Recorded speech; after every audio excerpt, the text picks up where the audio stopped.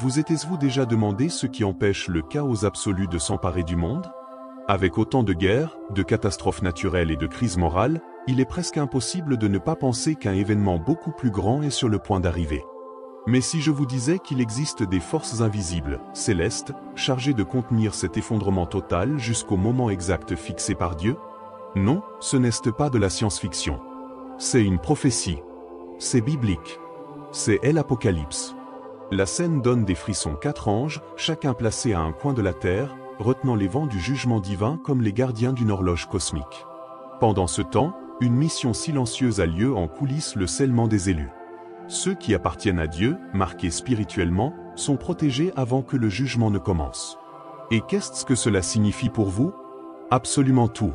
Car il se peut que vous soyez encore dans le temps de la grâce, mais ce temps est compté. Dans ce contenu, nous allons plonger dans chaque détail de cette vision puissante décrite dans le livre de l'Apocalypse. Nous comprendrons le rôle de ces anges, le symbolisme derrière les vents, et surtout, comment tout cela impacte directement votre vie spirituelle aujourd'hui. Préparez-vous pour un voyage intense, révélateur et profondément transformateur. Les gardiens de la fin sont à l'œuvre et peut-être bien plus proches que vous ne le pensez. Imaginez la scène, 4 anges positionnés aux 4 coins de la terre, comme des sentinelles invisibles retenant des forces que le monde ne pourrait supporter. Ils ne sont pas là par hasard. Ces anges retiennent les vents du jugement, empêchant le chaos de se déchaîner jusqu'à ce que Dieu donne l'ordre final. C'est comme si l'univers était en pause, attendant que chaque personne encore sauvable reçoive le sceau divin. Une sorte de trêve sacrée silencieuse, mais puissante. Cette image peut paraître symbolique, mais elle porte un poids spirituel immense. Les vents du jugement ne désignent pas uniquement des catastrophes naturelles, ils annoncent des bouleversements globaux qui n'ont pas encore eu lieu parce qu'ils sont volontairement contenus, sur ordre de Dieu. C'est le temps de la patience, cet intervalle sacré entre l'avertissement et la tempête. Et pendant ce temps, beaucoup vivent comme si rien n'était en train de se passer. Mais la vérité, c'est que le ciel veille. Si vous avez déjà eu l'impression que le monde est au bord de l'effondrement, c'est peut-être justement parce que ces anges retiennent encore quelque chose que nous ne voyons pas mais que nous ressentons déjà. Ils n'utilisent ni épée ni trompette, mais le silence comme outil. C'est dans ce silence que Dieu agit. Et c'est dans ce silence que l'opportunité du salut est encore vivante. Mais jusqu'à quand? C'est là que le point suivant entre en jeu. Le retard du jugement peut sembler, pour certains, un signe de désorganisation ou de faiblesse. Mais en réalité, c'est tout le contraire. Ce que nous voyons, c'est un contrôle divin absolu, où chaque seconde a un but précis. Ces 4 anges n'agissent pas de leur propre initiative, ils obéissent à des ordres directs du trône de Dieu. Rien n'échappe à son autorité, et ce temps d'attente révèle quelque chose de précieux, la grâce. C'est une chance prolongée pour que davantage de personnes se tournent vers lui avant que les vents du jugement ne soient libérés. Ce contrôle ne signifie pas passivité. C'est une patience stratégique. Dieu ne retarde pas le jugement par hésitation, mais par miséricorde. Comme un père attendant le retour d'un enfant rebelle, il voit le danger à venir, mais donne encore du temps pour le repentir. Combien de fois, dans nos vies, avons-nous expérimenté cet amour-là? Une opportunité inattendue, une délivrance inexpliquée, tout cela sont de petits reflets de ce contrôle empreint de grâce. Alors, réfléchissez, si les anges XMEM, avec tout leur pouvoir, obéissent au commandement divin sans discuter, pourquoi insistons-nous à vivre comme si nous étions aux commandes? La leçon ici est limpide, se soumettre à la volonté de Dieu n'est pas perdre sa liberté, c'est gagner une direction. Et cette direction nous révèle que tout, absolument tout, avance vers un but précis.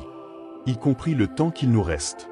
Lorsque l'Apocalypse parle des 4 coins de la terre, ce n'est pas une erreur géographique, mais une expression pleine de symbolisme. Elle évoque l'étendue totale de l'autorité divine. Comme si Dieu disait « Aucun endroit n'échappe à mon regard ». Du point le plus reculé du globe jusqu'au cœur le plus endurci, rien n'est hors de sa portée.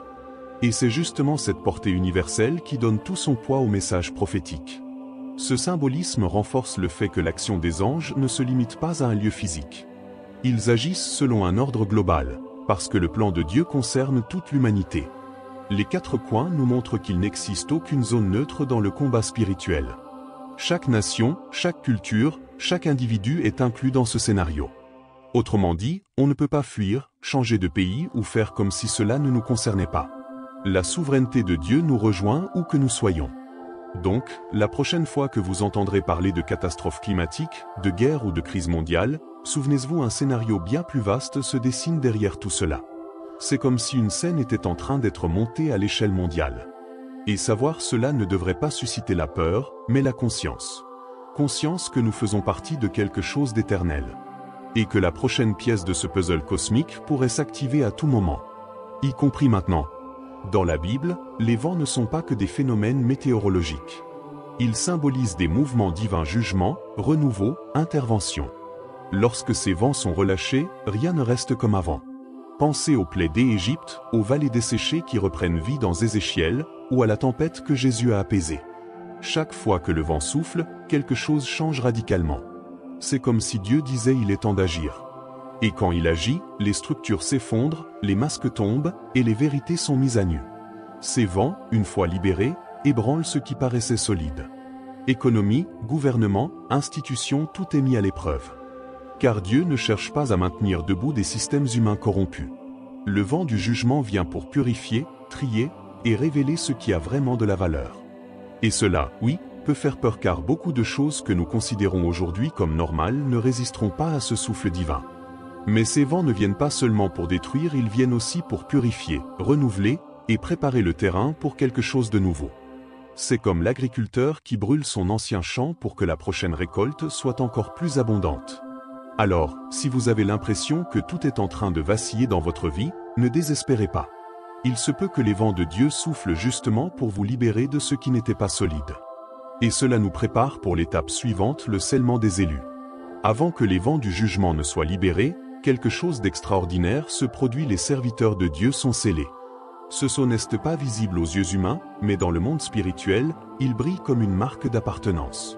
C'est comme lors de l'Exode, lorsque les Israélites ont marqué leur porte avec du sang, ce sceau était une protection. Aujourd'hui, ce sceau représente le Saint-Esprit dans la vie du croyant. C'est une déclaration spirituelle qui dit « celui-ci est à moi ». Et nul ne peut contester cela. Ce scellement ne se fait ni à l'encre ni au fer rouge. Il s'opère dans le cœur, dans la conscience, dans la transformation intérieure que le Saint-Esprit accomplit. Les personnes scellées vivent différemment, elles ont du discernement en temps de confusion, de la paix au milieu du chaos, une direction claire quand tout semble obscur. Et le plus frappant, ce sceau les protège même au cœur de la tribulation. Cela ne signifie pas l'absence de douleur, mais la présence constante de Dieu. C'est ce bouclier invisible que le monde ne comprend pas. Si vous vous demandez si vous avez été scellé, regardez les fruits. L'amour pour le Christ, le désir de sainteté, la résistance au péché, voilà autant de signes que l'Esprit vous a déjà marqués. Et si vous ne ressentez pas cela encore, le chemin est simple, une prière sincère, un abandon véritable, un repentir authentique.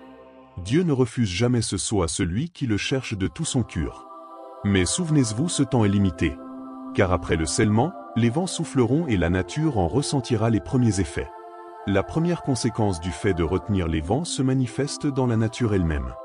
Sans le souffle divin, la pluie ne vient pas, les graines ne germent pas, les récoltes échouent. Cela semble n'être qu'un problème agricole, mais en réalité, c'est spirituel. Le vent, dans ce contexte, symbolise aussi la vie qui descend du ciel vers la terre. Et quand cette vie est retenue, tout autour commence à se dessécher, non seulement les champs, mais aussi les cures. Un monde sans le vent de Dieu est un monde sec, stagnant, sans but. Et cela va bien au-delà du climat. Quand le Saint-Esprit est empêché d'agir ou tout simplement ignoré, la société se désintègre. L'empathie disparaît, la violence monte, et le vide existentiel se répand comme une peste. C'est ce que beaucoup vivent aujourd'hui, une sorte de faim invisible, un ennui profond que même le divertissement le plus moderne ne parvient pas à combler. Car quand le souffle divin ne passe plus, l'âme ressent le manque de quelque chose qu'elle ne sait même pas nommer, mais qui est vital. Cette rétention est aussi un avertissement. Dieu dit ce n'est pas encore l'heure, mais elle viendra. Tant que les vents sont contenus, il y a encore place au repentir, à la recherche sincère, à la restauration. Mais combien de temps cette fenêtre restera-t-elle ouverte? Nul ne le sait. Ce que l'on sait, c'est que vivre sans tenir compte de ce temps, c'est gaspiller la chance d'être prêt. Car lorsque le vent recommencera à souffler, il ne préviendra pas. Il viendra avec force, avec justice, et avec lui, viendront les anges. Les anges ne sont pas seulement des figures poétiques avec des ailes et des harpes. Dans la Bible, ce sont des agents actifs, précis, obéissant à un commandement supérieur. Chaque ange a une fonction bien définie, certains protègent, d'autres combattent, d'autres encore annoncent le jugement. Et dans l'Apocalypse, cela est très clair. Les 4 anges qui retiennent les vents, par exemple, ne sont pas là par hasard. Ils remplissent une mission exacte dans le calendrier du jugement final et ils n'agissent jamais en dehors du moment prévu. Cette organisation angélique révèle quelque chose d'incroyable sur Dieu, il n'improvise jamais. Tout est planifié, minuté, exécuté avec un but. Les anges sont comme les rouages parfaits d'une horloge cosmique. Et plus qu'exécutants, ils reflètent aussi le caractère du royaume de Dieu: ordre, sainteté, justice. Lorsqu'un ange agit, il manifeste la volonté divine elle-même. Et cela nous rappelle que le monde spirituel est aussi réel, voire plus que le monde physique. Si vous pensez n'avoir jamais vu un ange, peut-être devriez-vous repenser à certains moments de votre vie. Combien de fois l'impossible s'est produit? Combien de fois une protection est arrivée sans explication? L'action des anges est souvent silencieuse, discrète, mais profondément efficace. Ils sont autour de nous, au service de ceux qui hériteront du salut. Et dans le temps prophétique que nous vivons, leur mission s'intensifie. Car la fin approche et le ciel est en mouvement. Il existe une illusion dangereuse que beaucoup entretiennent, celle qu'il y aura toujours plus de temps.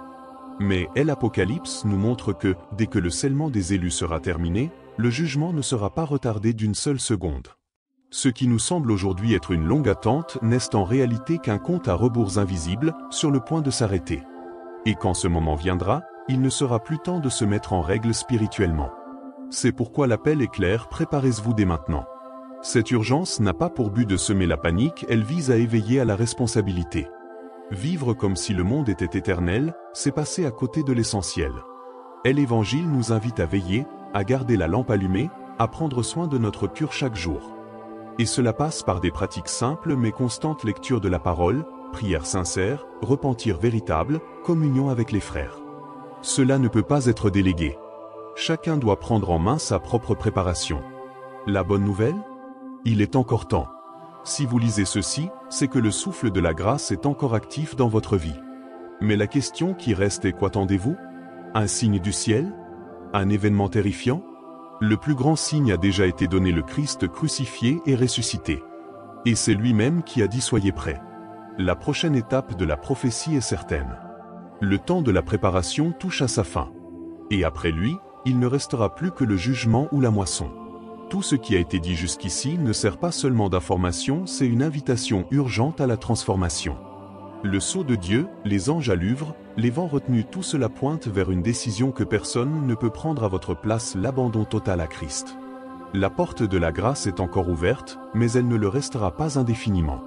Et contrairement aux portes humaines, celle-ci ne fait aucun bruit en se fermant. Lorsqu'elle se refermera, ce sera définitif. Le salut n'est pas une récompense pour les bons, c'est un cadeau pour les repentis. Et la foi en Jésus est le seul refuge face à ce qui arrive. Avoir une religion sans repentir, ou croire sans engagement, ne suffit pas. L'Évangile demande une remise totale. Et si cela fait peur, c'est parce que le monde nous a habitués à une foi confortable. Mais l'appel de Dieu est radical: renonce à toi-même, prends ta croix et suis-moi. Car la vraie vie commence après la mort du moi. Alors, si vous sentez que quelque chose doit changer, ne repoussez pas cette sensation. Il se peut que ce soit le Saint-Esprit qui vous appelle en ce moment même. Fermez les yeux, parlez à Dieu, ouvrez-lui votre cœur. N'attendez pas le moment idéal, ce moment, c'est maintenant. Et souvenez-vous, celui qui se donne à Christ ne perd rien de ce qui est essentiel, mais gagne tout ce qui est éternel. Les anges sont à l'œuvre. Les sceaux sont en train d'être apposés. Et la question qui résonne maintenant est: votre nom figurera-t-il parmi les élus? Après tout ce que vous venez de lire, une question demeure: que ferez-vous de tout cela? Allez-vous simplement passer à autre chose comme après n'importe quel contenu marquant? Ou allez-vous permettre à ces vérités de transformer votre manière de vivre? Le temps s'écoule, les signes sont clairs, et le ciel avance vers l'accomplissement de tout ce qui a été prophétisé. Votre réponse aujourd'hui pourrait bien déterminer où vous serez lorsque les vents seront enfin relâchés. Prenez un moment et réfléchissez: vivez-vous comme quelqu'un qui a été scellé par Dieu? Vos choix, vos relations, vos habitudes, tout cela reflète-t-il une vie orientée vers le royaume de Dieu? Il ne s'agit pas de perfection, mais de direction. Le repentir n'est pas une question de culpabilité, mais de retour. C'est le moment de revenir, de se réaligner, de rechercher l'intimité avec le Saint-Esprit pendant qu'il est encore temps. Si ce message a touché votre cœur, ne le gardez pas pour vous.